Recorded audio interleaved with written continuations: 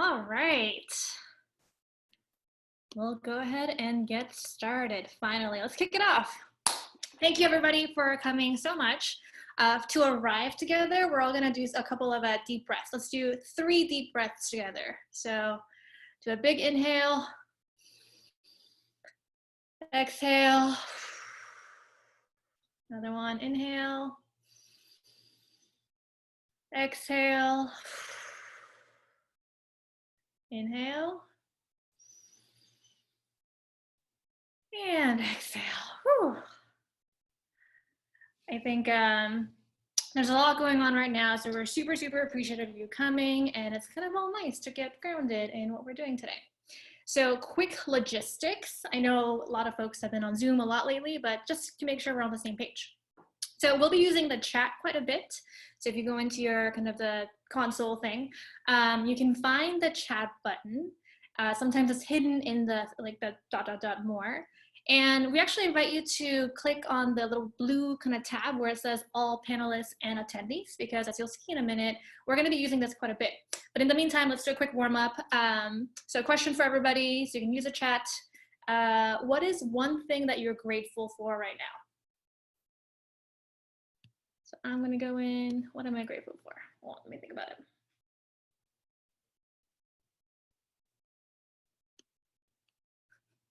Sunshine, sweatpants, morning walks with my dog. Oh, this is all so nice. Good roommates. Oh my God, so important in the time of quarantine. Wi-Fi, yep, I hear you. You know what? I am also grateful for Wi-Fi.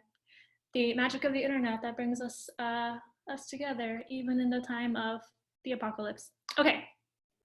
And then, in addition to chat, we're also going to be using the Q&A feature. So this is where you can put in questions. So the chat is for kind of like, we'll give you prompts, and this is kind of like what's going on in the moment. But as you have questions that come up, we will try to have a few minutes at the end for Q&A. You can submit them here, and then my team, who I'll introduce in a second, will be kind of surfacing them up later. If you need help one-on-one, technical help, you can direct message Mary. She's got a little star by her name. Hi, Mary.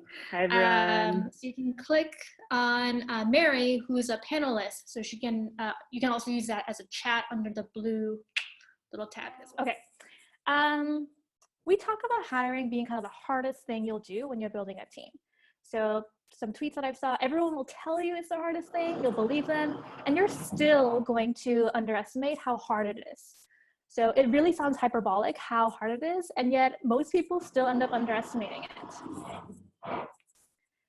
Another way of putting hiring is that, you know, a company is really just a bucket filled with people problems. And if you get hiring right from the beginning, well, you're gonna have a much more pleasant bucket. And a conversation I had with Gary Tan, who's an investor, you know, soon after product market fit for a startup, the shift for founders goes almost always to recruiting and actually building the organization.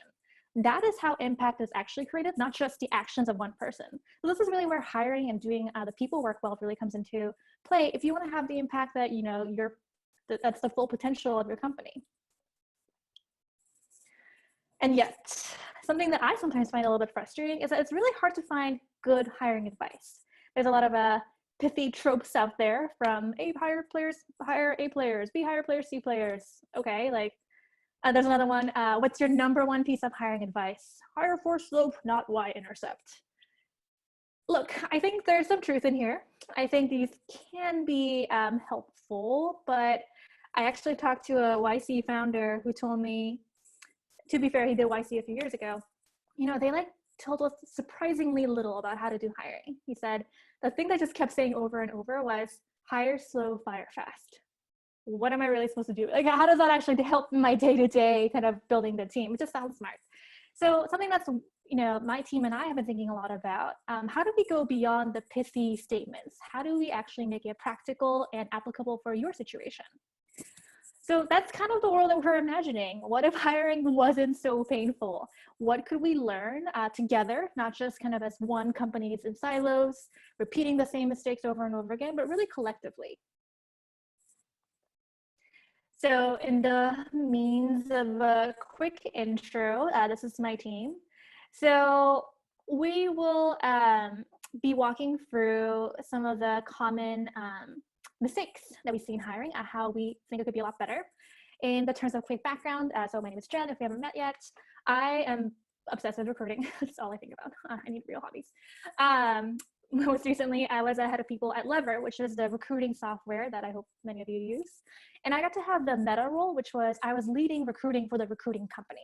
So I got to do a ton of, really thinking about what's going on, what are the patterns, and saw a lot of, the patterns that I want to kind of surface up so that we can all talk about them more. And I'm going to let Annie and Mary also give a quick intro of themselves as well. Hi folks, I'm Annie. I was at Stripe for a few years working on recruiting and diversity, and I'm currently at US Digital Response doing some volunteering to help with the COVID response.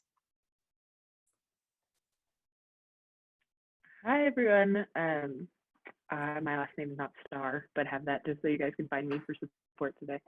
I'm a people and talent consultant, so previously I've had the opportunity to help scale and grow people teams in-house at a number of distributed and fully remote startups like Buffer. And I'm excited to share what I've learned along the way about hiring remotely in Bootcamp. So excited to have you all here today. Yay. So as a quick reminder, if you need technical support, you can direct message Mary, and Annie and I will be going through the rest of the session. Cool. So what my team and I work on, this is actually a larger program called Startup Recruiting Bootcamp. So this is like a tiny, tiny little preview, and surprisingly very little overlap. So actually at the end of the session, we would really invite you to come join the rest of Bootcamp. It's super fun. It's been attended by a lot of different companies. We have great testimonials, and this will be a little bit of just a tiny preview because our boot camps are about 3 or 4 days long with a few hours per day. And the goal of Startup Recruiting Bootcamp, it's an ambitious one. We want to fix hiring in the tech industry. No big deal, just kind of taking on this big fat problem. And to be honest with you, we really can't do that unless we get as many companies as possible involved. So really invite you to kind of join us on our journey to, if you find this content helpful, come to Bootcamp or other things that we'll be offering up in the future. So anytime I'm gonna let Annie step in here real fast. Yeah. Anytime you're working on hiring, especially if it's not something you're trained in or focused on, it can be exhausting for sure. And so what we want to do, and our idea with Bootcamp and also our idea with this, is just to make hiring less exhausting and more fun, more exciting, not something that you feel like you have to work for all the time, not something that feels tiring, but something that energizes you. And that will come with learning what this is going to do for building your team, and also just learning the skill. It's kind of like doing anything. When you start to learn something, it's a little bit laborious at first, but then once you've done it for a while, it becomes much easier and it's more exciting to take on. And when you start to see the benefits of it, I feel like that's when you really get the energy. So that's what we're going to kind of try to cover today, is some of the mistakes you can make in hiring that can make it feel exhausting and tiring and not like it's worth your time. And change that by implementing some solutions that are going to make you feel good about it and make you feel excited about continuing to do this work. So that is the shift that we are hoping to make today. And we're going to do that through a game show like Jeopardy, because that was the only game show that we could think of when we started doing this. And so we'll kick off. We're going to be giving you some scenarios, and then we're hoping everyone's going to be able to jump into the chat and be able to say, if you want to use the Jeopardy prompt, you can. So you can say like, what is, and then guess what the problem is that we're seeing come up in startups that are making people feel exhausted rather than excited. I'll hand it back to Jen.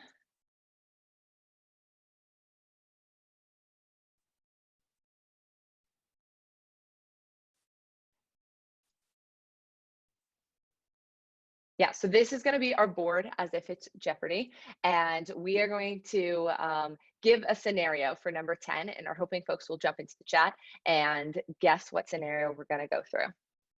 And then we will give the problem as well as the solution. So I'm your host. Are you ready for this? You should have the So video. ready. You should have my video on. Okay. I'm your host, Alex Trebek. Very excited. Turns out you can get very creative in costuming with quarantine. Don't worry, we're not going to make you do the question format. Your answers do not have to be in the form of a question. However, we're very, very excited to have you. Okay, so we're going to do this. I can't keep this on the whole time. I just cannot take I'll just be laughing the whole time. Okay, so yes, Alex Trebek, welcome to Startup Recruiting Jeopardy. Okay, so to present the scenarios, you're going to have a little bit of a startup team. So Jen and Annie are co-founders of a small startup. Let's say we're making machine learning enabled cake, and our startup is called Cake Co. Okay, and we have Alex as our first designer engineer, and Mary is our chief of staff. So let's dive in. For the scenario number 10, let me find my, oh, actually, Annie, do you mind giving the scenario real quick? Absolutely. So Jen and I came from Google, and we spent several years there, and we're first-time founders, and it's time to hire. So we're thinking back to our own hiring process and what we went through at Google and the questions that they ask us. So we pull up notes from when we were interviewers, when we interviewed other folks at Google, and downloaded a hiring guide from the Google HR team that they created. And because that just seems easier, you know, who's got time to think about this stuff? We're really busy. We're just going to use that. Anyone see any problems here? So go ahead and put it into the chat. What is the mistake that you think is happening here? There goes my mustache. Okay, good answers. Yeah. Nice. For the video, some folks are saying things, what is hiring isn't a cookie cutter process. Your company is nothing like Google. Different company, different needs. Old process, bigger company. What is unconscious bias? Nice. No, these are all great. So we are calling this problem copy pasting big tech company processes into your own. So specifically, we're looking at here's what worked at Google, so it must work for us. And let us tell you, not the reality. So when I talk to founders, you know, who came from a larger company, you know, and it could be like 200 or 300, it actually is a completely different ballgame if you're starting from zero. Because what you're forgetting is that you're not working with the same resources, the same infrastructure, the context. So there's actually a lot that you have to build up that's not visible if you came from a larger environment. So, you know, we can go way more into kind of tactics, and we do that in things like bootcamp, but the spoiler alert here is that you're gonna have to get really good at the scrappy part of recruiting. So, you know, I see a lot of startups trying to copy processes that are kind of dependent on having a 50-person recruiting coordinator team. Or, you know, Google is kind of famous for, they had an entire department that was just, you know, what's it called, like sorting through referrals. Whereas your 10-person team has none of those things. You don't have the brand, you don't have the infrastructure. So what you're gonna do is very different. And the solution that we're presenting for you instead is you're gonna have to iterate and get really creative, do a lot of experimentation to figure out what works for your context. All right, I'll do a quick pull out here. I don't mean to pick on Google so much. Well, they can handle it. It just doesn't make sense if you're a small company to compare and copy your strategy from a company that's, you know, literally printing money almost. So Google's practices in technical recruiting especially are really interesting because they've been kind of proliferated across kind of the valley without a lot of thought. So some of the examples here are, you know, all product managers have to have CS degrees, computer science, this kind of certain whiteboarding interview is something we should all do. Hiring people and not telling them what teams they're going to be joining because engineers can kind of be like slotted down like anywhere. So a lot of these tactics have actually been walked back by Google themselves and other big companies. And yet we keep trying to kind of fit these square pegs into round holes and being surprised when they don't work. So the world is different now than when Google was hiring 20 years ago. We can't just copy other companies' strategies and be surprised that it feels like things are really stressful and a lot of effort for not a lot of results. Okay, so that was number 10. We're gonna move down here for number 9 for this scenario. So we have an engineer candidate coming in. So we asked Alex to take lead on interviewing this person. Alex comes back with a proposal of an on-site day schedule, and it's 4 hours of programming interviews. And this is on top of another coding challenge that we asked this person to do before they came in. And the candidate tells us, hey, we need to make a decision soon because I'm already getting other offers from other startups. So Alex goes, okay, yeah, we can totally give you an answer for an offer or not, no offer. when you finish your on-site staff day. So what do you think could be happening here? What is a mistake? Go ahead and put in your answers.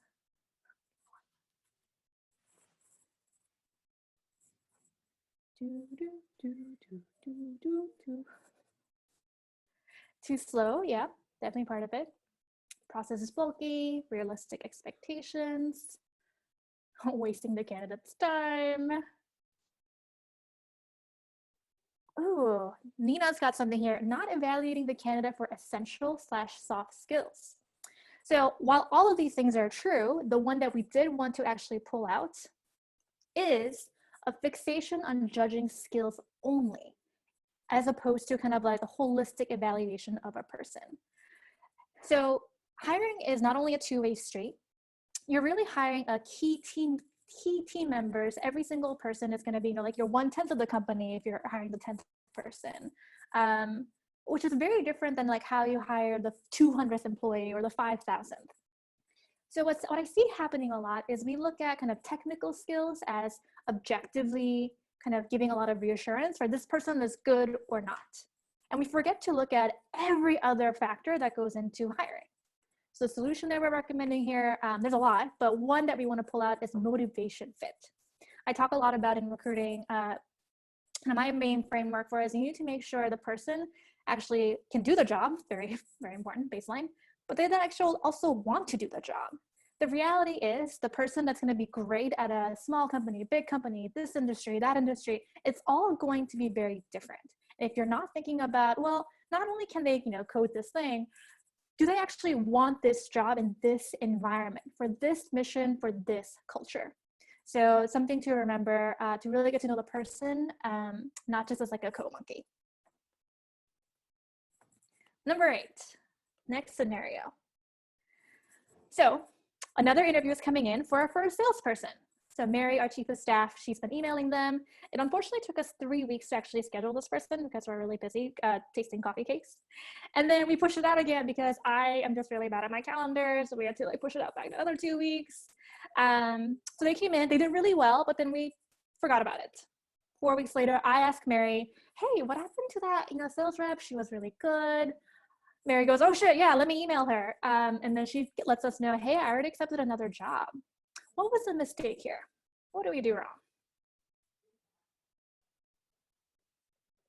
Everything. Thanks, Samantha. We did everything wrong.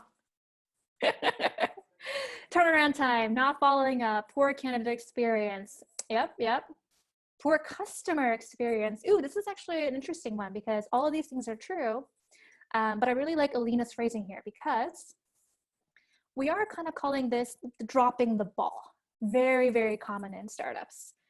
The reality though is recruiting is kind of like sales. We got to act like it. The phrase is time kills all deals. And kind of, you know what, look, I get it. I've been this person. We drop the ball constantly because in an early stage startup or small teams, it's often no one's kind of full-time job to make sure you're keeping on top of all these mini touch points. So what happens is it just kind of falls through the cracks. But these are unfortunately kind of silly mistakes. The reality is none of us are ever going to be perfect in recruiting. However, we want to minimize these kind of like silly mistakes of literally forgetting to get back to a person that we liked, who did well in our interviews, and yet it happens all the time. So it doesn't have to be super, super crazy, but we do recommend that you do start practicing discipline, build up some endurance around it, and really take it seriously. You can implement systems, create SLAs, and figure out when it is that you need to actually ask for maybe outside help or even hire your first recruiter. It does not have to be crazy from day one. You can literally start from like a simple spreadsheet where you just keep track of everything that happens, and then eventually you will outgrow it. That's usually when folks move on to Lever, which I helped build. It might literally be, agreeing to, we're gonna get back to candidates within 3 days. And then eventually you do need someone full-time to manage that process. And there's really no right or wrong time. It's just, unfortunately, kind of like, how painful does it have to be of dropping these balls and losing out on great candidates until we finally decide to get our shit together and hire, put the real investment in.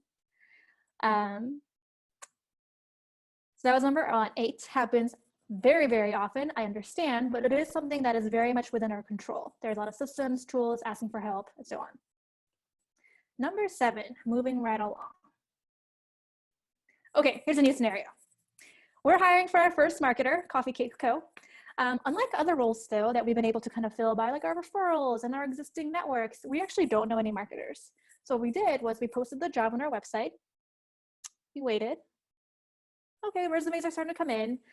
We interviewed a few, but it's just not going very well.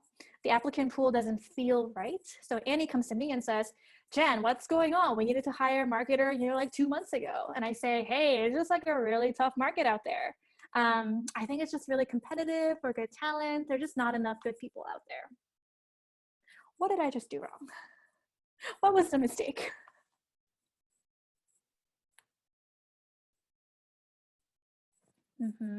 Good answers coming in.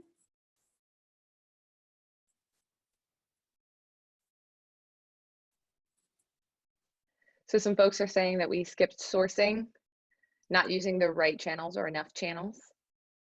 We need to revisit the job description. Your focus or criteria might be too narrow. Yeah, all of these are actually right. They're definitely part of the larger problem.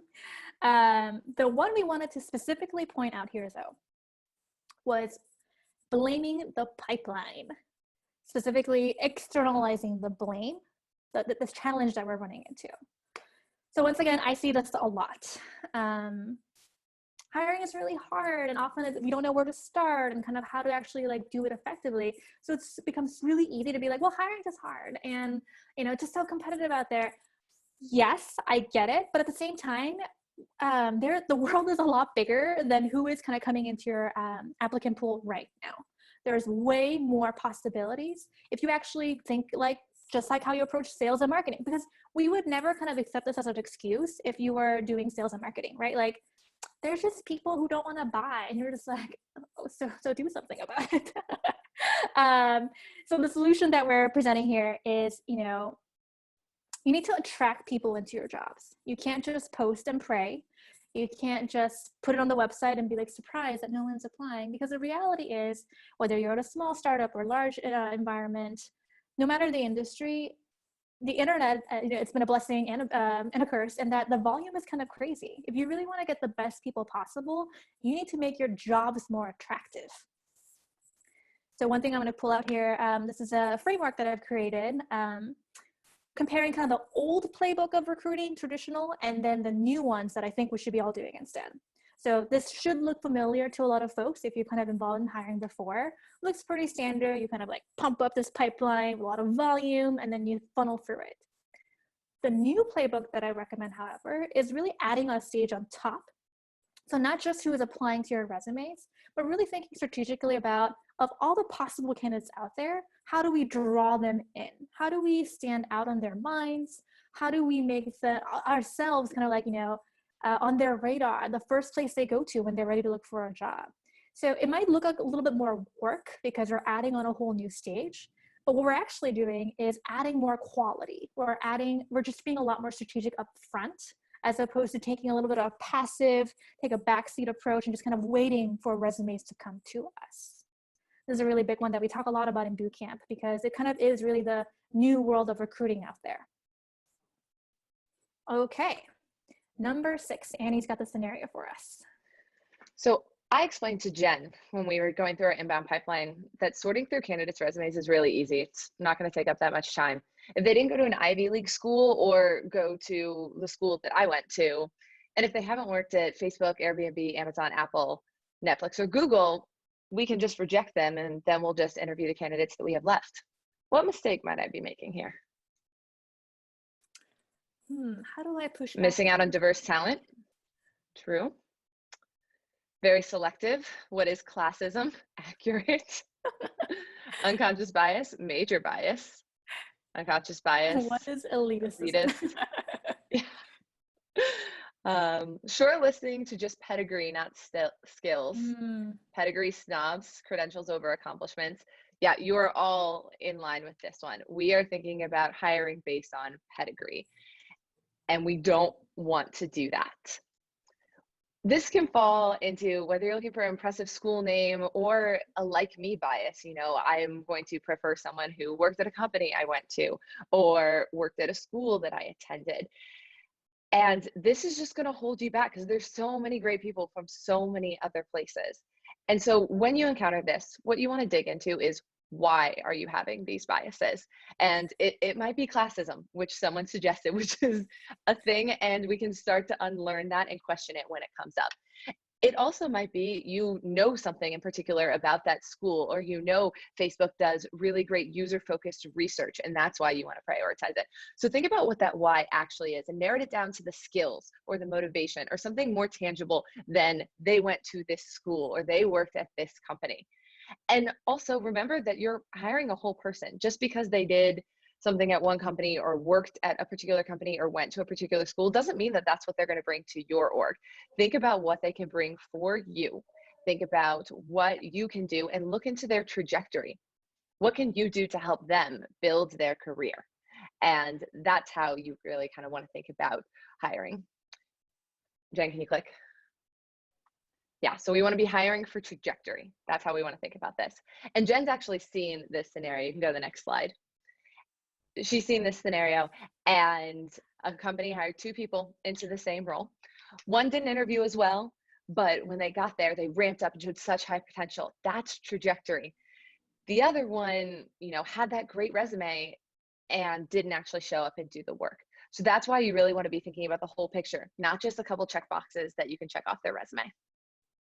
Yeah, and just to add on to this point, again, I'm very empathetic to why it happens, especially for early stage teams. You're trying to survive and build this thing from scratch. There's a lot of pressure. You want to be successful. So there's kind of this allure of pedigree, right? Like, well, Google is successful, or, Stanford kids are smart. So if I get one of those, it should solve all my problems. Unfortunately, that is not how the world works. But I kind of get where the pool comes from. It's just that it helps us to remember, like, we ourselves, if you're at a early stage startup, you're not pedigreed yet. So really thinking about, we actually need people who are motivated and have a higher trajectory to grow with us, as opposed to someone who's kind of looking for that next startup to make their next billions or something. So while I get where this is coming from, it's something that we want to really build a competitive advantage in over the long run, to look past pedigree, to really learn how to find someone's motivation and trajectory fit instead. Okay, halfway through. I know we're going through a lot, and there's a lot here, but hopefully it's kind of giving you a sense of common traps to look out for. So we're going to do number 5. Okay, one more scenario here. So our company, Cake Co, just got a huge investment from Series A from Andreessen. High fives all around. Woo, good job, team. Annie and I go look at our bank account, and there's like, oh my God, this is $40 million. Have you ever seen this many zeros before? So we're super excited. Let's go. And we start growing headcount plans. They tell us, Andreessen tells us, you need to grow this and expand to this. They throw executive recruiting agencies at us, all these niche roles that we've never hired for. So, okay, how do we do that? We started spending a lot of money on job boards, some of which cost literally thousands of dollars.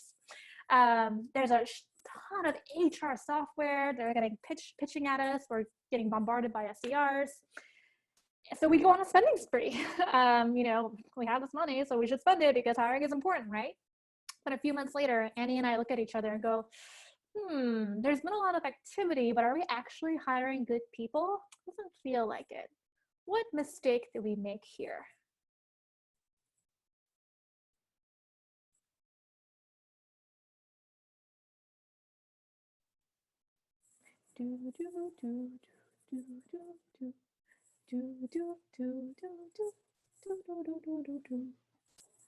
Good answers coming in.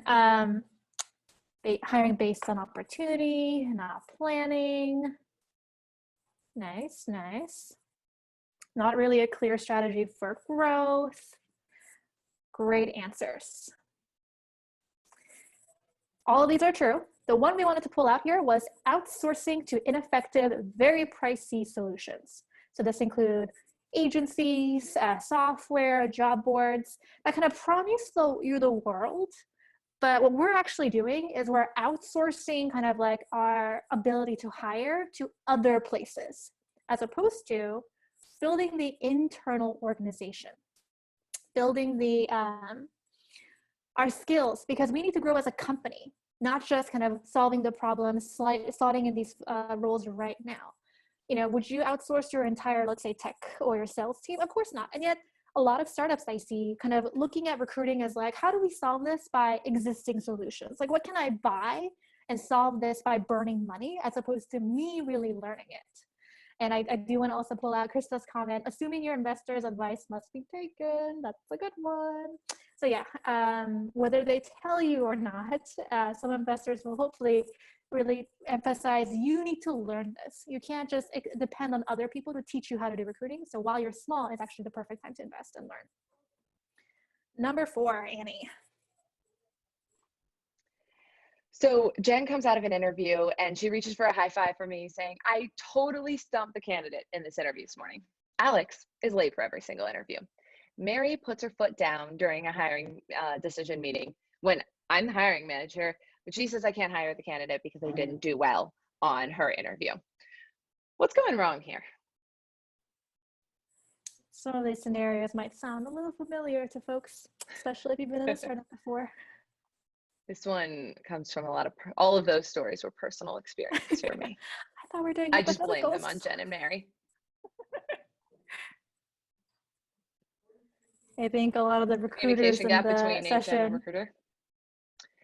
all the recruiters in the intent to session are like, oh yeah, disqualify. this has definitely happened to me. Broken hiring process with lack of agreement on interview teams' roles. Yep. All of these are exactly it. What we titled it was Interviewers Gone Wild. So this is when unprofessionalism comes up, when interviewers are trying to stump the candidate rather than actually interview for the role. And it goes back to what everyone was commenting on a few times ago about candidate experience. We're not prioritizing the candidate, we're prioritizing ourselves as interviewers. And we also don't have a clear chain of command in terms of hiring manager versus interviewers and who's actually making the decision. So the way to fix this is to guide your interviewers. Make sure that there's training, make sure that there are rubrics and we're doing these things consistency. Make interviewing a privilege. It's not something you just get to do. You don't get to just throw someone in the room and trick a candidate. This is something that you actually have to earn. And it's something that's going to help advance people's careers. So it is something that's worth earning. And guiding your interviewers, making sure that there's training, making sure that there's consistent processes will help your hiring significantly and also improve your candidate experience. Wow, we're flying through and we're down to our top 3. Okay, our new scenario. So Annie and I are the 2 co-founders. Not only did we work at Google together, we actually go way back. We grew up in the same hometown.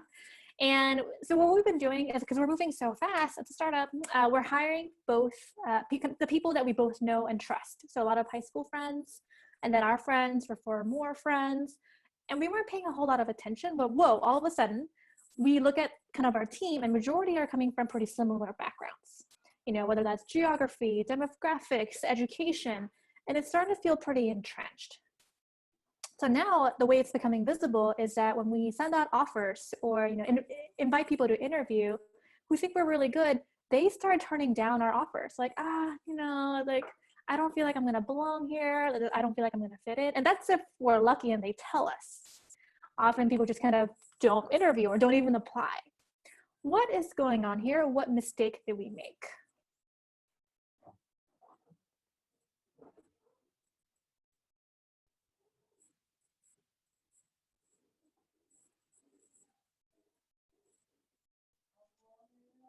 Someone suggested hive mind mentality. Comfort hiring. Ooh, I like that phrasing, Chase. Yeah. Comfort hiring. I don't have to think about that one. That one's good. Nepotism. Diversity debt. I love that, Alice. Alice just quoted one of my own blog posts to me. The point of no return. Thanks, Alice. Yes, I think basically almost everyone's got this one.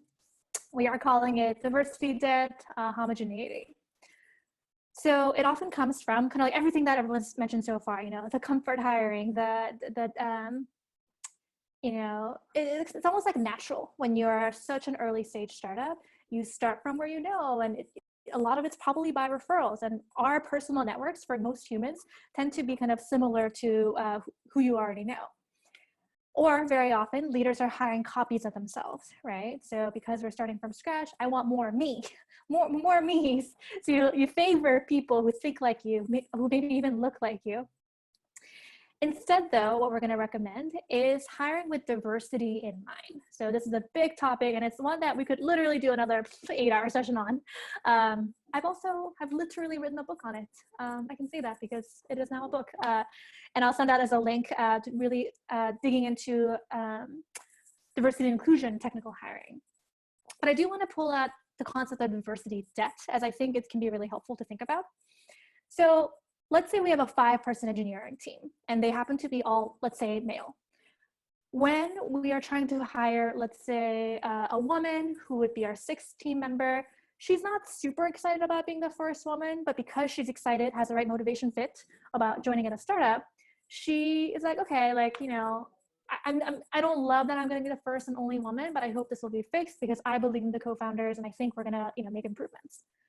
However, very different story if your engineering team is, let's say, 50 people. Then very few women are willing to be the first woman, right? So that is how diversity debt gets created. Like, no one's probably meaning to hire all like 50 dudes, but by the time you get to that's just naturally for referrals from not paying a lot of attention, you are, one, not only kind of cutting yourself off access from oodles of talent out there because they now no longer want to work for you. You are no longer an attractive opportunity. Not only that, you're also crippling your own team's ability to think creatively, look around corners, meet different challenges, have different perspectives, have conflict, different communication, like all the good things that come out of diversity. We are actually cutting ourselves off from it, from not paying attention to it from the beginning. So lot more topic that we can go into more detail. We'll have send some links around, but really a big one. And startups actually have a huge opportunity to make a big impact on here. Number 2. Okay, so Keiko is going really, really well. Everybody loves cake.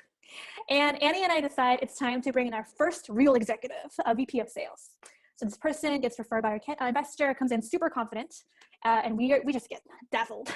We get swayed, and we move to hiring because they're just so confident and, you know, experienced. And we're like, okay, I guess this is what a good sales leader looks like. I mean, Annie and Ever have done sales before ourselves. A couple of months in, we're like, we're starting to kind of doubt the decision, but we don't really know. How are we supposed to know this isn't working out? Meanwhile, they're hiring a team. So it's 3 months after that, we look around, this person's hired, you know, 20 sales reps, like 3 managers under them. We're like, shit, like this is the sales team that we would have hired. I can't, but then now we got to untangle it, and the culture is different. Engineers are starting to complain. Big mess on our hands. What mistake did we make here? Give you a couple seconds to think about it and type out your answer.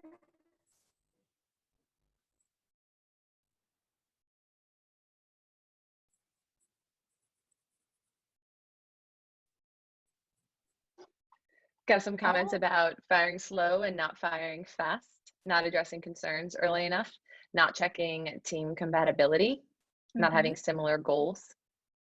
All really, really good answers. Yes, absolutely.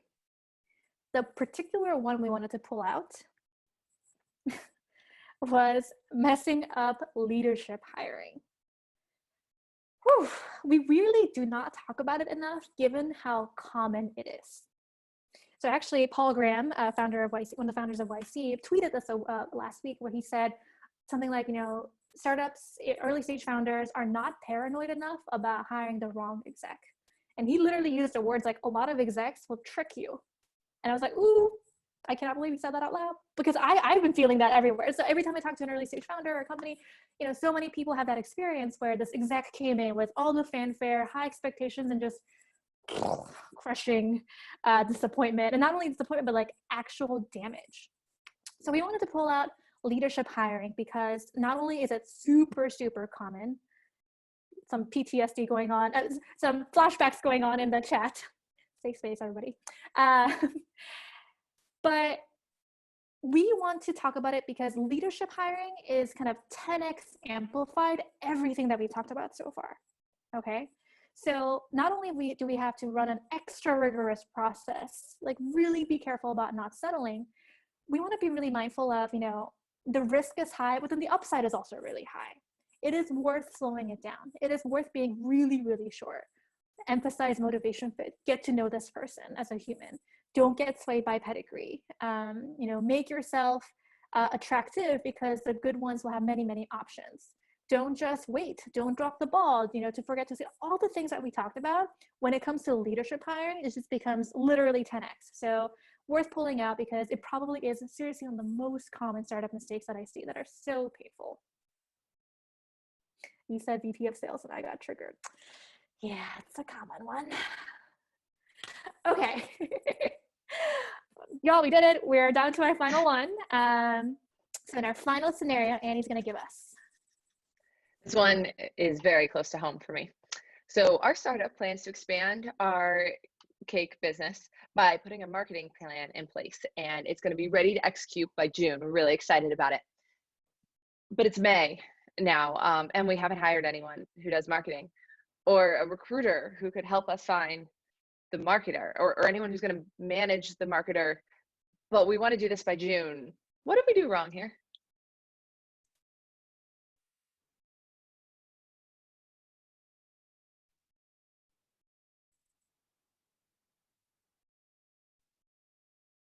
Skip strategic talent planning. Yes, Hope. Poor planning. It takes 3 months to build a pipeline. Well said, Brett. Besides not planning, says Krista, as if it was just like super obvious. Yes. Yeah, that's what we were trying to get at here. Planning is key. Yeah, so this is a big one. And it sounds like it seems obvious, but you'd be very surprised how few startups do actually do any kind of planning. So when we're not planning, here's what it looks like. Stop and go recruiting. So, Brett mentioned it actually takes 3 months to build a pipeline. Yet if you're kind of treating it as like a stop and go, you're actually not getting to work with the best people possible. Overhiring. Oh, this is a big one. I was talking to a YC partner a few months ago, and he said to me, like, I'm pretty sure overhiring is actually what kills most startups after a certain stage of product market fit and so on. One YC founder told me, looking back, some of the mistakes I made were really around hiring friends who didn't actually have real jobs. So it's like, this person's vaguely smart and we like them, so they should come do things. And all of a sudden, you're burning money because headcount is really expensive. They have no goals, they have no responsibility. So they're just kind of like hanging out, and you add 5 or 7 of those, and all of a sudden just chaos happens. And like, you're not really running a sound business this way. Not planning your hiring also leads to a lot of disorganized panels. So then your interviews become extremely inefficient, a lot of wasted time, bad candidate experience. And I also did mention job descriptions. So when people don't have job descriptions, without that kind of like discipline and planning, what are you really doing besides just like burning your $40 million? Okay. So instead, the solution we're going to do is we actually encourage you to front load the work, which will actually increase efficiency over the long run. So it might sound like a little bit more work, but it makes everything else easier. So a couple of the tools that we want to pull out, we go over way more in detail in Startup Recruiting Bootcamp, but here's a kind of a preview. So a plan doesn't have to be super comprehensive, and it can just literally be a spreadsheet. So it can be, these are the roles that we're expecting to hire in the next 12 months. It's okay if they change. It's okay if they're not accurate. They literally never are. But what you're doing is giving the rest of your team a heads up, matching it to maybe your product roadmap, to your expansion, making sure you're going to be resourced for what you actually are trying to build. I think Annie has a specific example around this. Absolutely. Basically, I think that your product plan should map to your hiring plan. So if you know you're going to need to start the marketing plan, look 3 months back, find your marketer, or find the recruiter 6 months back who then can find your marketer 3 months in. So if you kind of dug into, even though I've only got like 6 rows on this thing, they're all going to be complementing each other. So I know I'm going to be hiring some recruiters at the end of the year because I'm really kicking off hiring in 2022, for example, and want to make sure I get those in ahead of time. So you want to make sure it's mapped to your product plan, and then also your hires are mapped to each other. So hire the recruiting manager before you're going to hire the recruiter, so that you make sure that the recruiting manager is building their team. So it all kind of plays together, and you have to kind of fit those puzzle pieces together. Yeah, something I see a lot, this is pre-COVID, but a startup will tell me like, oh yeah, we're 50 or whatever, and we're gonna triple headcount by the end of the year. I'm just like, internally, I'm like, okay. Externally, I'm like, okay, so tell me what's like on the headcount, like what does your plan look like? And often what I'll find is that they're planning on doing that without, for example, increasing recruiter headcount, right? So it's like, so how will this get done exactly? So we kind of put out these grand, like, we're going to double, triple headcount plan, but then we don't actually do the work of figuring out what that will look like.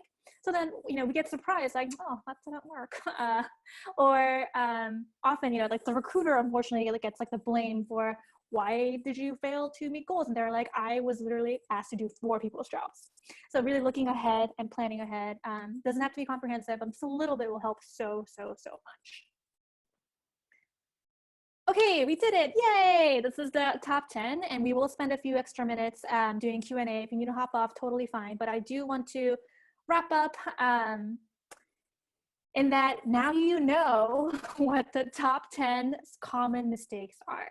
No matter what stage you're in, you might not be feeling it right now or later, but just keeping kind of an eye on the most common patterns will hopefully help you identify when they're happening, push back against whether it's hiring managers or other recruiters, being like, hey, are we making this mistake, and can we have a conversation about it?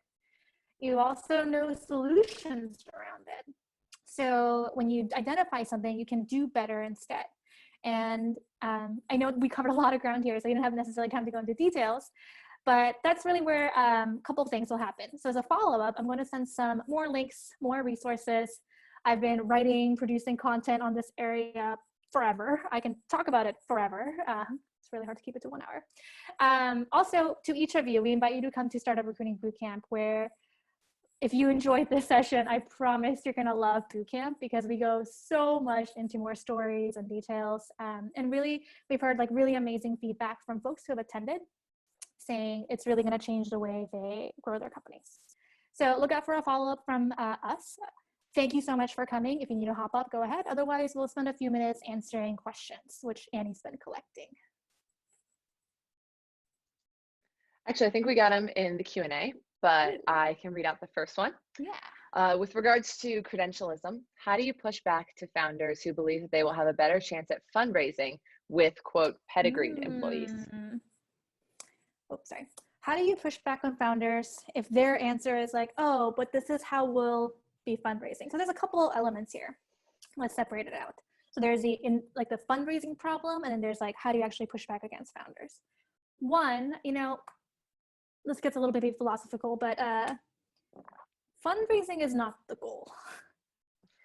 Fundraising is a means to an end, and the real goal is to build a great company. I get that, from a founder's perspective, it can feel like, this milestone is what matters, and you need to run towards it. I get it. Like, companies go in cycles. However, if you're raising a ton of money, is that the measure of success? Or is a measure of success, building a service or a product that users love, and you're getting to grow a company that you're really proud of? Might be a little hard to push back on your founders on that one.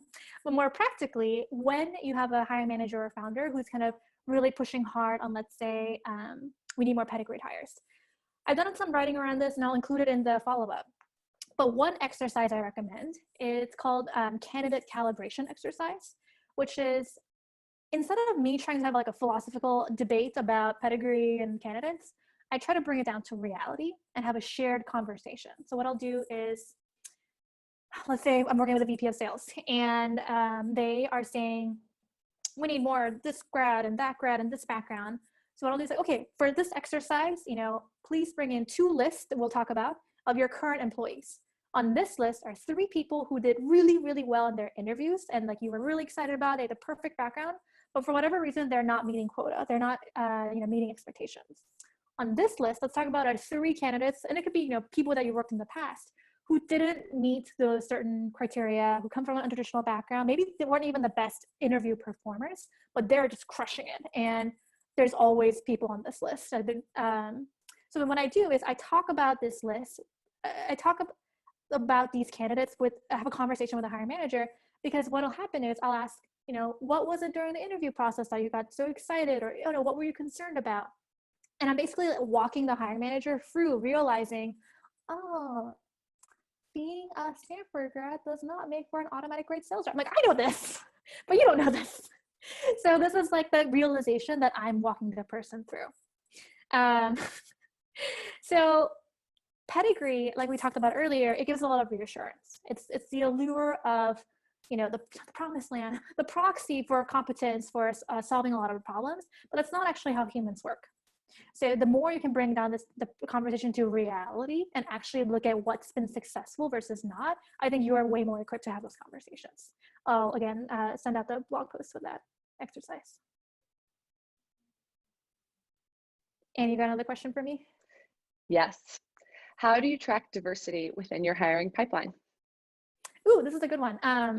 The short answer is it's complicated. So it's a good question because yes, what's measured, it's managed.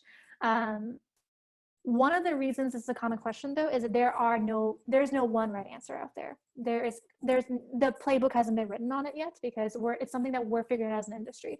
I'm happy to share some best practices around it and again send some resources. There are things you want to consider like EEOC guidelines, or if your company's ever audited or goes public, there are certain compliance factors you need to take into account. However, at the same time, EEOC itself also not only allows but encourage diversifying their pipeline, right? To make sure literally equal opportunity.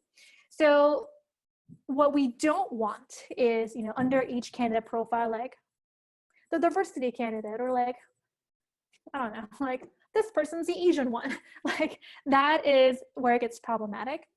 However, there are ways, and companies can get a little bit creative, but kind of it's something you also want to check with your own counsel. There are some recommendations on kind of diversity advocates that I'll send out, but yeah, it's a complicated one because there's a lot of like use your best judgment, be very mindful of underrepresented candidates' experiences, and not only you're just counting people, but you want to make sure there's kind of more holistic training that's happening in conjunction with just metrics. Absolutely. I would agree that numbers are not enough. There is always a story behind numbers. And if you just give numbers, everyone's able to interpret their own story in different ways. So giving some context behind it is really helpful. Someone asked a follow-up question here, so I'm going to jump in on that one. Can you please share your diversity data on what is and is not compliant? I'll jump in with an answer here, and Jen, you can either contradict me or agree. We can't answer that. We're not legal professionals. We also don't know where you are based.